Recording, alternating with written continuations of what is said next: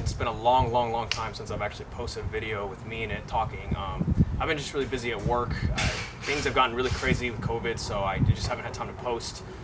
We were also redoing our backyard, and it was a mess around the house. So anyway, I just picked this CT4 V Blackwing up last weekend, and it was not really a buy that I intended to buy. It was because I was on the wait list for a CT4-V Blackwing, a manual one, and the dealer gave me a call, and the owner that had ordered this dropped out, and I decided, well, I'll pick this one up.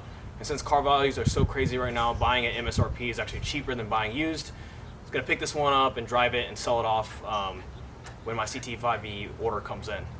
But I was just thinking about it the other day. I was driving with my wife to get dinner in this car, and really, if you look at the cars, these two cars, this was $75,000 MSRP. You can pick a coupe version of the C8 for starting price at $59,000. And so I was just thinking, like, if I were spending 75 grand, would I pick this over this? And for me, it's really simple. I mean, the answer is really clear. I would definitely go for the C8. But we can talk about what's nice about this car, what this car excels and is better at. I'm just gonna go over little things very briefly. So let's kind of begin. Start with the looks of the Cadillac, and I'm not gonna go into much. I'll do some B-roll, but let me just talk about basic things like looks. I think it's a nice looking car, but it's not a car that grabs my attention by any means. It's very comfortable, interior is beautiful, outside is nice, it's clean, but I just don't think it has enough of that aggressive look on it to really, if you're gonna spend 75 grand, you might as well get a 2LT coupe on the Corvette, in my opinion, and add a high wing spoiler and the side carbon flash skirts and the front lip from China, which is what I had to do, because you guys know from my channel that I rebuilt that Corvette. You can go find the video on it. But for example, like we went to Uchi in Dallas, a very nice restaurant, and with my wife on Friday nights. And usually, if I bring the Corvette C8, they park it up front. They don't even give me a ticket. They just ask for my last name. They remember me when I come out. My car is already up front. I don't have to worry about it. It's a small space too, so they always put the C8 up front. This one went right to the back. I had to wait in line. I was like 10 people. It took forever just to get our car pulled up. So yes, I mean this car is, the value of it is just as much as that car. Same price. I mean, depending on how you configure it, but it just doesn't have that oomph. It doesn't have that spunk to it. And that's one thing that's kind of like a little bit disappointing about this one. I guess it's because I'm so used to having that level of service in the C8. And I'll throw some clips together. Just the fun times my wife and I have had in the C8, just going around downtown Dallas. So yeah. So looks wise, kind of lacking. All right, so now for the exterior of the C8. I think for starting price of $59,000, this is a dang good looking car. I mean, you cannot beat it. It's like an exotic car territory.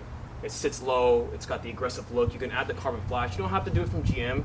There's many aftermarket guys that do it that look exactly the same. That lip is not from GM. Sky skirts are not from GM either, because when it was wrecked, I had to replace all those parts. But yeah, it's super aggressive. I don't think you can beat the look of this car for the price compared to that car. I mean, hands down, it looks way better in my opinion. Yeah, I mean, just look at it. It's great.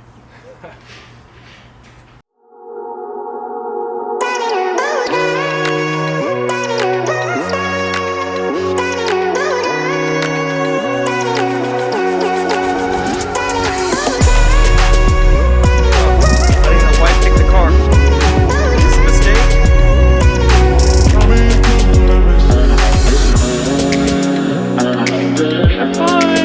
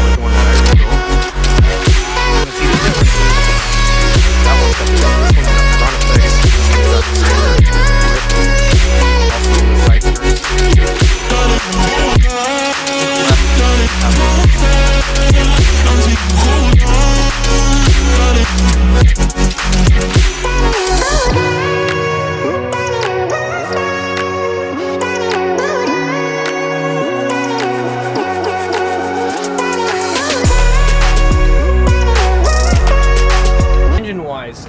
I've actually made a video on my channel comparing the Camaro SS, a 2017 Camaro SS to a 2016 ATS V. This engine is pretty much a direct carryover from the ATS V. The only difference is that it's made it to a 10-speed automatic in this car. It does perform very well. I have to give props to it. It's fast, it is responsive, and it sounds much better this year. They probably did something to the exhaust to make it kind of give a nice and just a nice sounding groan and grunt to it. But comparing that to the Corvette, which starts at 59, I outfitted an LT2 with the front lift system, and it got it to around 74,000-ish. I don't know, you're getting a lot for the Corvette. You're getting a dual clutch transmission and a very, very, very nice V8 engine, a mid-engine V8. So I always talked about, I wish they put that Camaro SS engine in this ATS V Blackwing. I mean CT4 V Blackwing. That would have been really cool. That would have been a cool match, but you know, they didn't go for that. But regardless, it does perform very well. It's a carryover essentially. And it's a nice engine. It drives nicely. But compared to the Corvette performance, no. This car, the Corvette is way faster, and in my opinion, it performs way better than the ATS V. I mean, it's not just. In my opinion, it's significantly better.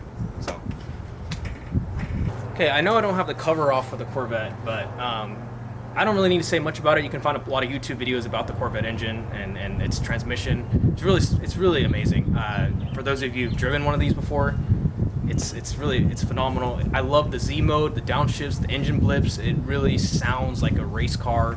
It sounds amazing. It puts out a better exhaust note than the CT4 V Blackwing. So overall, I think that this engine is for the price that you can get this at, you can't beat it.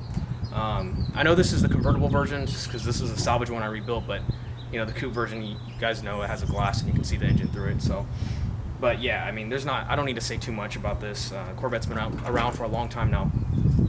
But awesome engine. I think it performs better in that sense. I think the value of this beats the value of that as well. So. Okay, so interior. I actually think for daily driving, the interior for the CT4 V Blackwing is actually nicer. It's more friendly for going to work and just daily driving with the performance car. It beats the Corvette. In a lot of ways. And of course you have more space, you have more trunk space, and you have a back seat. If you really do need to take passengers, you can take them back here. It's not much space. You can see, look, I don't even know if you can tell from the camera, but there's really not much space for an adult back there. But nonetheless, you can still fit them if absolutely need be. So yes, this is where the Cadillac excels. Definitely is nicer inside. It's more comfortable. It's much easier for my wife to get in and out. When she's wearing a dress to go out and heels, this car is way easier for her to get in. So I would give it to the Caddy. It's also got more bells and whistles. It's got, like, you know, adaptive cruise control. The Corvette doesn't have adaptive cruise control, but this one does. I guess they both have heads-up display, heated seats, cooled seats. A lot of that stuff is the same. But there are slightly more features in the Caddy. Okay, interior for the Corvette. It is like a spaceship in here. Beautiful interior. I have no complaints for it. It's very driver-oriented. It's got a lot of features. I mean, it doesn't have adaptive cruise control, but it does have like your heated, cooled seats, all those standards, a good sound system, not AKG like the Caddy, but it's good. Nonetheless, it's very, very good. It's a Bose. And, I'll talk about daily driving in a second, but it is not very comfortable to drive this car. I did it for a week because I had two brothers in town, both from the military, and they had my cars. One was driving my Ram, the other one was driving, I forgot. We had an Escalade that he was borrowing. So I had to drive this for a week straight. And it got old. After the 6th day, and then it was raining one day, it just got really old driving it on a non-nice day and driving it every day for work. And bringing my work bag and everything, it was really a pain in the butt. So I think that interior-wise, it is very nice, but getting in and out of it on a daily basis is really a pain in the butt. So I would say that the Caddy definitely wins on this interior comfort. As far as like technology, I think they're both pretty comparable technology-wise. As you would see, I would definitely choose this one if I had to spend my money over this one. But it kind of goes back to, what are you using it for? You know, is this just your second car that you want to drive, or is it you have a lot of money and it's a car that you want to daily drive? This would be the better daily driver. I think this would be the better value for the money, and you get better performance. And exterior look wise, this is better as well by far. But I mean, there's a car for every buyer. I'm not saying this is a bad car. I actually like it. I think it's going to be better when I get my CT4-V Blackwing. But the CT4-V Blackwing is more expensive than a fully loaded 3LT Corvette convertible. So, you know, we'll see when I get it. I'm excited more just because it's a manual car, so that makes a big difference for me.